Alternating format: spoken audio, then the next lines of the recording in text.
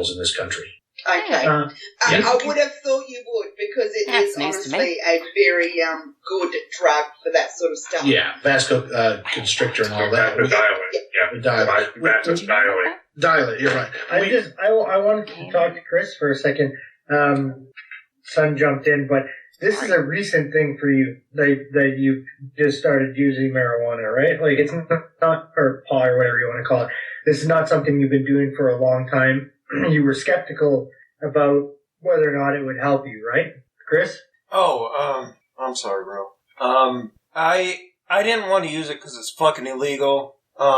He always chided me for using it, but I told him it's one of the only things that helps I have severe sciatica and disc bulges. It's the only thing that really gives me a significant relief. I don't know how to draw this picture exactly, but let me try.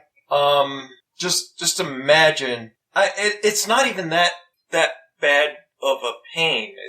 It's always there. Right. Mm-hmm. But the only thing that makes it go away is fucking weed. Well, one day his pain got so bad, he said, all right, I want to try it. And it worked. And I knew it would. It worked. It worked good. Yeah, I just wanted to clarify that Chris wasn't because there's so many people that don't actually need it for medical purposes, and they call it medicine. I need my medicine. Sure. We have all seen the stereotype. Mm-hmm. I just wanted people to understand that Chris, has a legit reason for using it and wasn't using it until very recently. So if he tells you that it's taking the pain away, it most likely means it's taking the pain away. Well, I have a friend who he's bipolar, and when I say that, I mean really bad depression, really bad manic episodes. And the only thing that really seems to help him, I mean, he does take drugs that have been prescribed for him. It sort of makes him into a zombie. Marijuana really works for him. It really evens him out. And I've been around him whenever he's on it, and he's easy to deal with. In any other situation, he's not. He tends to drink a lot, and under that situation, he's not very easy to deal with. But of course, he's not smoking marijuana because he's afraid that if he does, he's going to have his kids taken away from him by social services. I do want to point out also that it is a vasoconstrictor cocaine. I just looked it up. This time it's not stopping. Yes, absolutely. It stops bleeds instantly. Yes, great for nosebleeds. Yeah, and deeper surface bleeds, right? Obviously not internal bleeding, but deep wounds, right?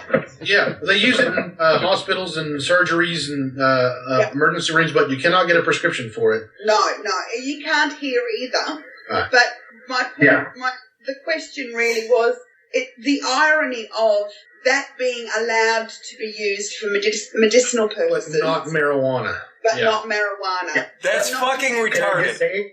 That is fucking retarded. If you do enough cocaine, your nose will bleed. I know this from... Yeah, you do too much of anything, it's gonna have a backlash, right? I mean, something that stops your nose from bleeding, if you do too much of it, could make it bleed eventually. If you think about it, it could destroy the tissues. Yeah.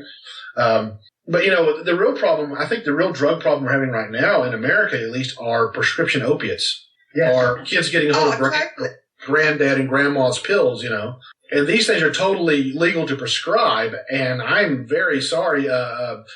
Some OxyContin is way more dangerous than a joint. Oh, and absolutely. Physiologically addictive. Yes. And that is often not mentioned. So marijuana is not physiologically addictive. Oh, and opiates give you constipation. I won't even smoke the shit. You couldn't put a fucking joint in front of my face and say smoke this and you'll feel better. No.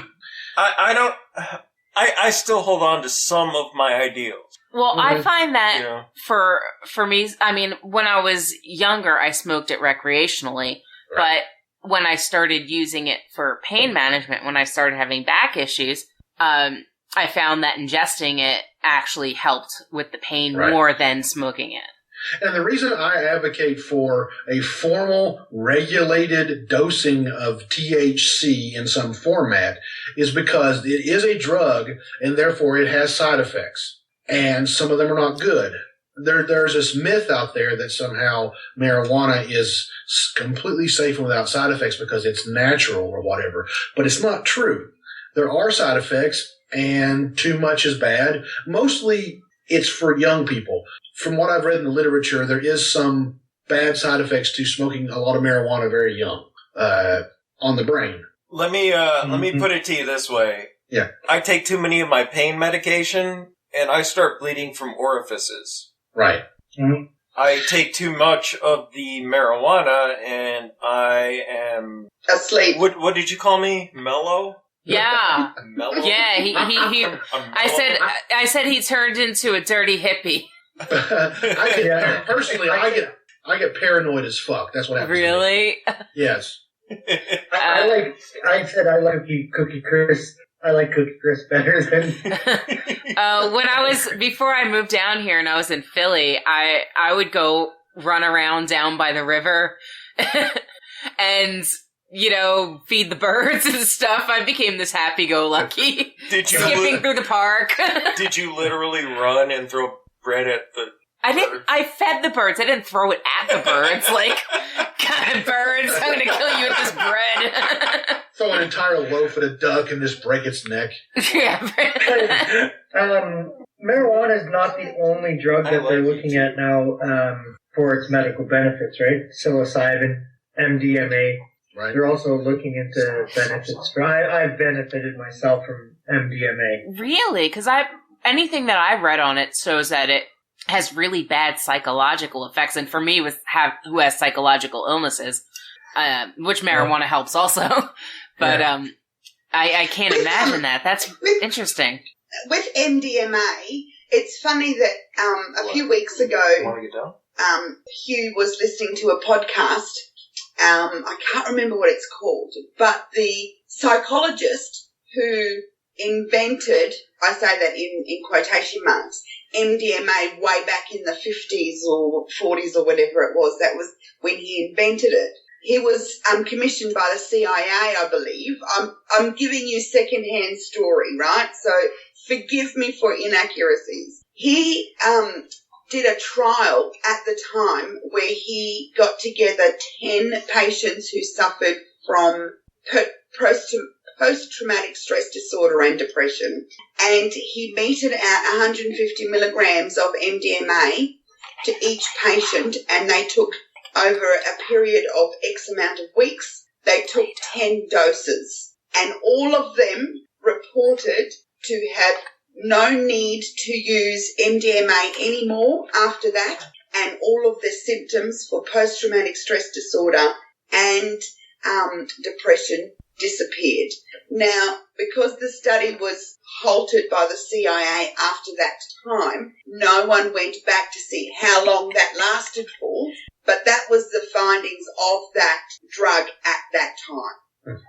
That's a shame. Now, my own experience with it, so I had a pretty shitty upbringing, wasn't the greatest. My sister was murdered when I was 16, so I probably had post-traumatic stress disorder, definitely an anger issue. I was an asshole before I started using it. I didn't use it for the purpose of becoming a better person, so let's not make myself sound too fucking good. I was taking it because I liked going to raves, but it did certainly change my personality and outlook on things. 100%. I was much calmer afterwards. I wasn't as angry. I didn't get into any real fights before I would fight all the time. It was a good side effect. I'm sure there are negative side effects if you take too much of it and you take it too often. Anything that can affect you, any drug that can affect your body or your brain, there's going to be side effects. Period. There always are. So yeah, that's just got to be expected. But that doesn't mean it doesn't have a great use. And if you use it correctly, you can be careful and actually get benefits from it. So the podcast I just remembered that Hugh was listening to is called "You're Not That Smart," and it's a really good one.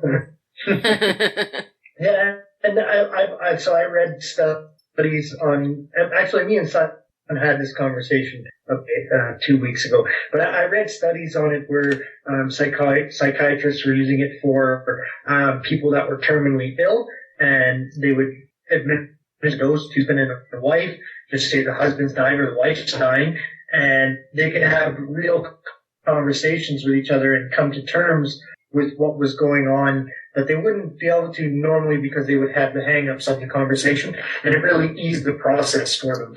And I personally, my personal opinion is I'm a bit of a libertarian when it comes to narcotics. I don't think that everything should be legalized, but I think that it should all be decriminalized in personal amounts. I don't think that people that are on heroin or crack or meth should be treated as criminals and put in jail. I think it should be treated as a medical situation, that there's science to back up that jail for these people doesn't work, that rehab or safe dose administration of the opiate makes them a functioning part of society, and just the way that North America in general handles putting addicts in jail is just atrocious. It's terrible. I watched a video recently showed a young man on the bus doing heroin, and he ODs and falls down in the aisle, and the police come in. There's this wonderful drug, and I've forgotten the name of it now. Yes, I'm a chemist, but I can't remember all the names of things. Yeah. And they bring this wonderful drug in, and they inject it with him, and it saves his life. Mm-hmm. And then it says, and now he's in custody. And I'm like, oh, darn. I mean, the boy needs help. He doesn't need to be thrown in prison. You know, you go into, someone's made a joke, you go into prison with a bachelor's degree in marijuana, you come out with a PhD in meth. Yeah. It's a terrible environment for someone who is on drugs, probably because they're suffering or because, it's a relief to their life or whatever. And then they have to be put in that horrible situation on top of it while they're going through withdrawal. That's inhuman as far as I'm concerned.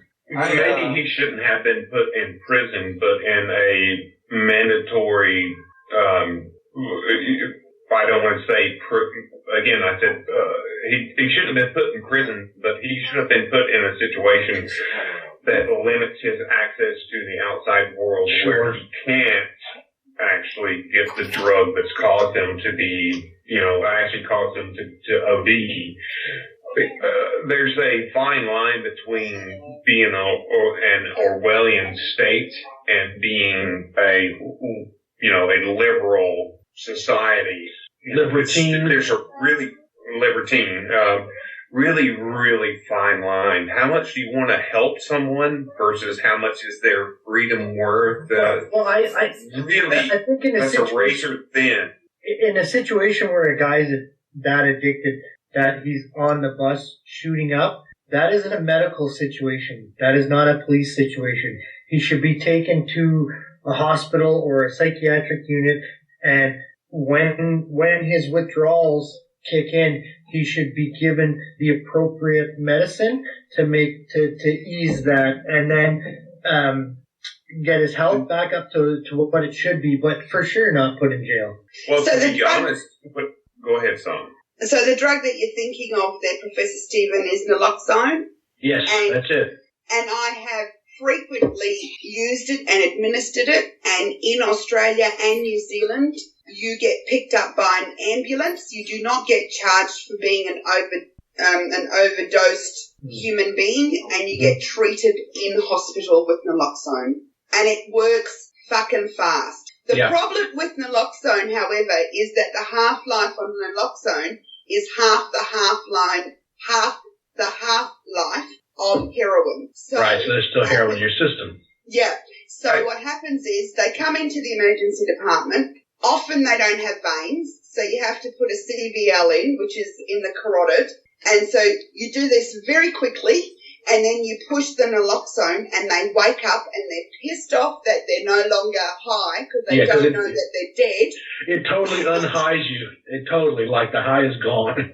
Yeah. And then they rip out the CVL, and then they discharge themselves out of hospital, and then 20 minutes later, they fucking get brought back in again often because the half-life is half the half-life of heroin. Gotcha. Prof, I actually want to ask something.